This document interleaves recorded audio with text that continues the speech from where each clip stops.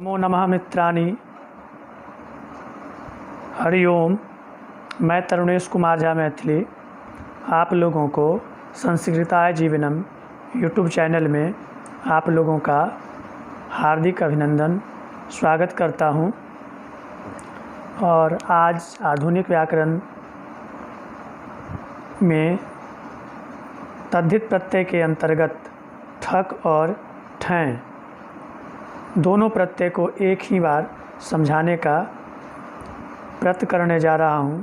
आशा है कि आप लोगों को मेरा यह वीडियो अच्छा लगेगा और आपको ठक और ठैं प्रत्यय समझने में भी सुविधा होगी।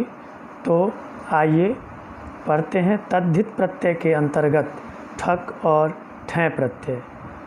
जी हाँ मेरे प्यारे मित्रों एवं छात्रों, आज का विषय है ठक प्रत्यय और ठैं प्रत्यय।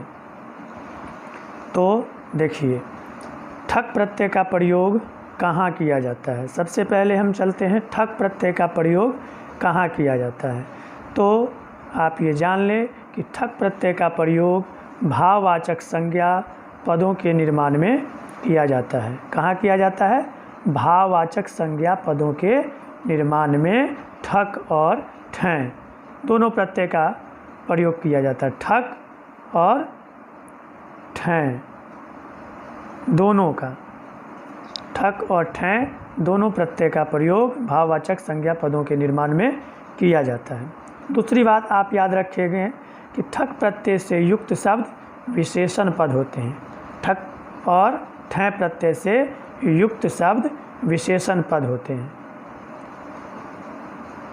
अतः इस पद का विशेष पद के अनुसार लिंग वचन और विभक्ति होता है। क्यों होगा भाई? तो आप ये भी जान ले कि विशेष और विशेषण की विभक्तियाँ लिंग वचन समान होते हैं। ठक में विशेष और विशेषण की लिंग वचन विभक्तियाँ और पुरुष समान होते हैं। इसीलिए इस पद का विशेष पद के अनुसार लिंग वचन और विभक्ति होगा।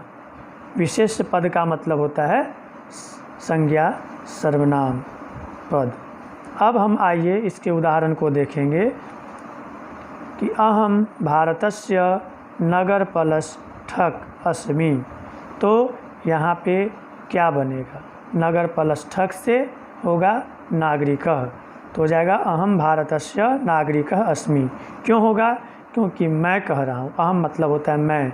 ये नागरिक शब्द नगर जो ठक जो है अहम के लिए आया है कि मैं भारत का नागरिक हूँ। इसीलिए यहाँ पे नागरिकः होगा क्योंकि अहम एक वचन है।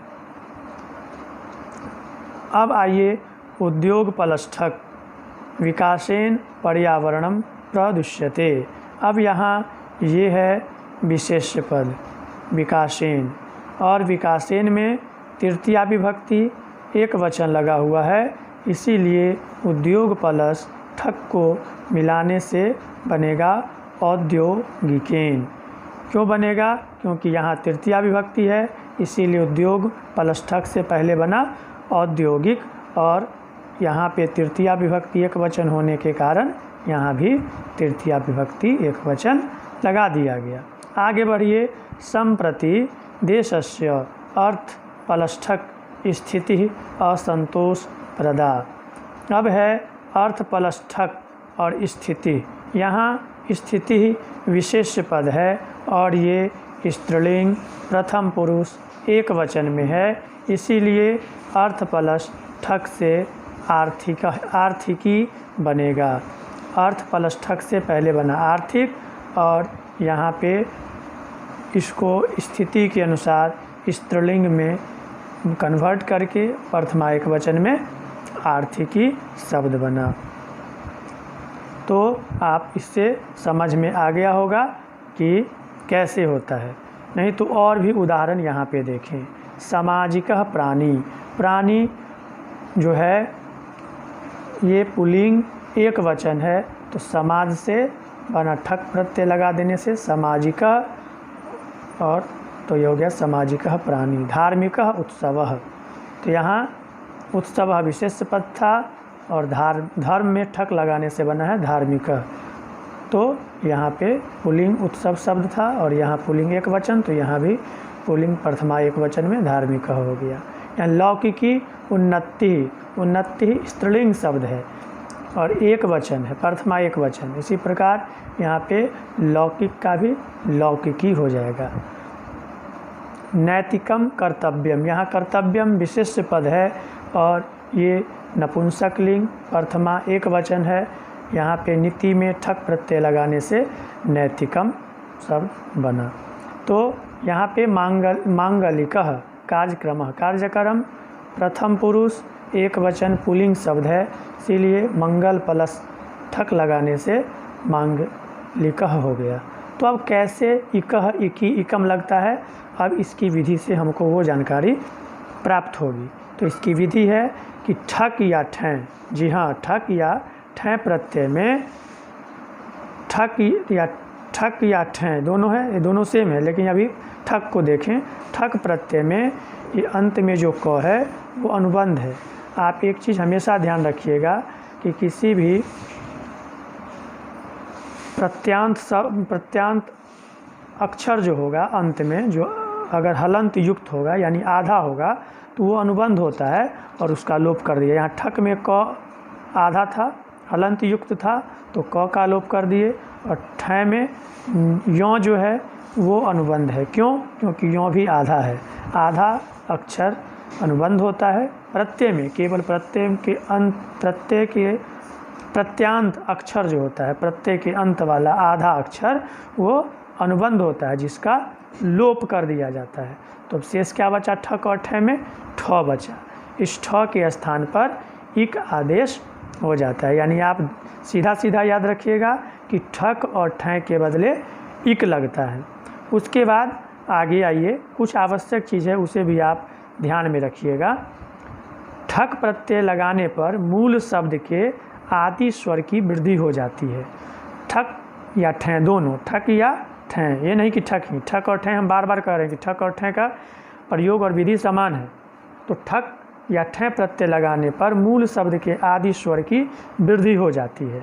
आदि स्वर मतलब हो गया शुरू वाला अक्षर। जैसे यहाँ देखिए धर्म, धर्म का जो है ये ध जो है आदि अक्षर है और इसमें ध अ आ रहा है, तो ये अ जो हो गया ये प्रथम स्वर हो गया, आदि स्वर हुआ, इसकी वृद्धि हो जाएगी।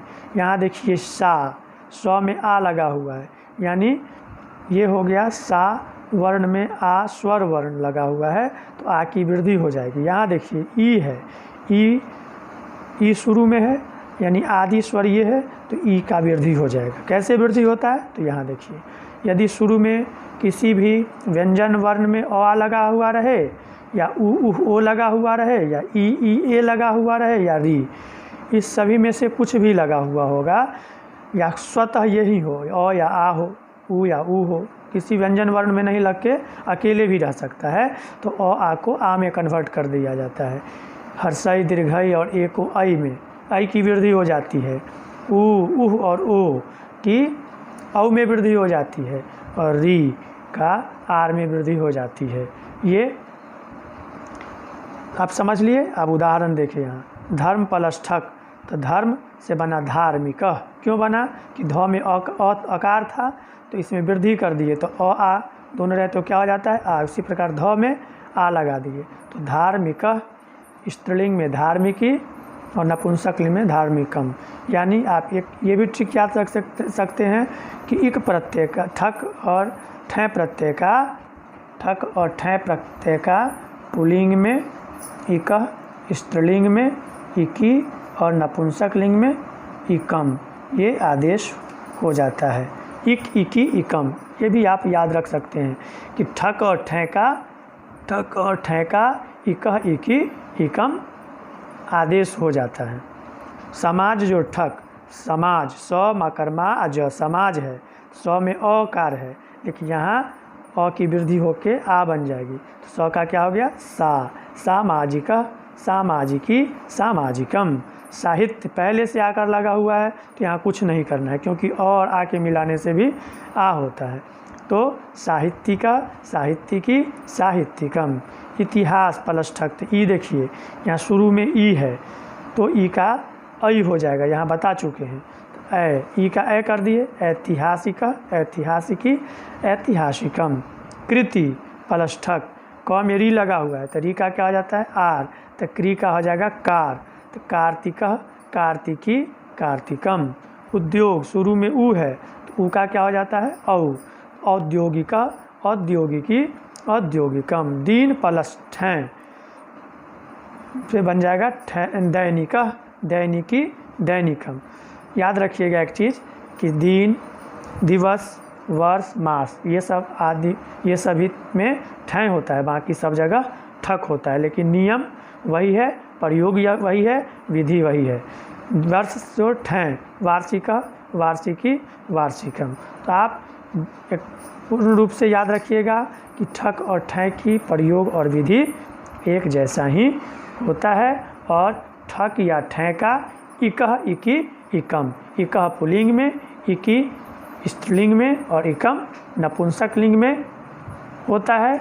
और इसका रूप उसके विशेष्य के अनुसार चलेगा, जो जिस विशेष्य के लिए हम प्रयोग करेंगे। जैसे कि यहाँ दिखा दिए थे आपको, उद्योग प्लस ठक विकासेन, तो यहाँ औद्योगिकेन हो गया, क्योंकि यहाँ तृतीया विभक्ति एक वचन में था, इसीलिए उद्योग प्लस ठक औद्योगिक बना और उसमें औद्योगिकेन किए। तो आप हमेशा याद रखिएगा कि ठक और ठैं का इकह, इकी कम आदेश होता है। ठक प्रत्यय से युक्त शब्द विशेषण होते हैं, इसका रूप विशेष्य के अनुसार चलता है। और इसमें ठक और ठैं प्रत्यय लगाने से पहले उसके मूल स्वर के आदि वाला अक्षर में वृद्धि कर दी जाती है। मित्रों, आशा करता हूँ कि आप लोगों को मेरा द्वारा बताया गया ठक और ठैं प्रत्यय की जानकारी अच्छा लगा होगा। यदि अच्छा लगा हो तो लाइक, सब्सक्राइब, कमेंट, शेयर करना न भूलें। धन्यवाद।